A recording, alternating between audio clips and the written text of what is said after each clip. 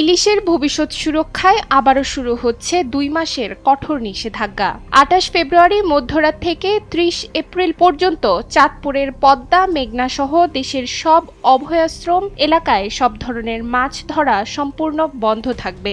সরকারের লক্ষ্য জাটকা সংরক্ষণ, ইলিশের উৎপাদন বৃদ্ধি এবং নদীর প্রাকৃতিক ভারসাম্য রক্ষা। কিন্তু এই নিষেধাজ্ঞায় সবচেয়ে বড় ধাক্কা খাচ্ছেন জেলেরা।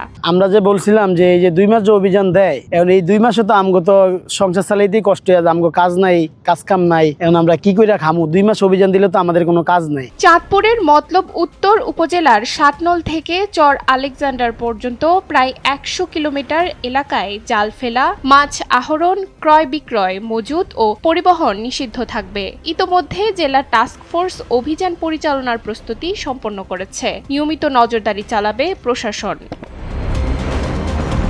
২ মাসের নিষেধাজ্ঞা সবচেয়ে বেশি প্রভাব ফেলেছে জেলার ৪০,০০০-এর বেশি নিবন্ধিত জেলের জীবনে। নদীতে জাল ফেলতে না পারায় অনেকেই এখন নৌকা ও জাল মেরামতে ব্যস্ত সময় পার করছেন। সরকার ৪ কিস্তিতে মোট ১৬০ কেজি চাল সহায়তা দেওয়ার ঘোষণা দিলেও জেলেদের দাবি সংসারের খরচের তুলনায় তা অপ্রতুল। তারা খাদ্য সহায়তা বাড়ানোর পাশাপাশি এনজিওর কিস্তি আদায় সাময়িক বন্ধের দাবি জানিয়েছেন। অভিযান ২ মাস কাজ দিছে, এটা আমরা মানি বা মানুম। যত ঈদ যে সামনে দিয়ে ঈদও আমরা যাই না, কিন্তু অনেক সময় দাম লাগে। সরকার আঙ্গুর দুকা চাল দেয়, কিন্তু চাউল তো আমগো হয় না। আমগো কিস্তি আছে, আমগো এই চাউলের লগে তরি তরকারি আছে, ফোলাবানের খানা আছে, এই চাউলে আমগো হয় না। যদি সরকার আঙ্গুরে আরো কিছু বরাদ্দ সহযোগিতা করতো তো আমার মনে হয় জাল বাইতেন না। প্রশাসন বলছে আইন ভঙ্গ করলে ১ থেকে ২ বছর পর্যন্ত কারাদণ্ড বা জরিমানার বিধান রয়েছে, তাই অভিযান চলবে কঠোরভাবেই। তবে জেলেদের সার্বিক সহায়তার আশ্বাস দেন জেলা প্রশাসক।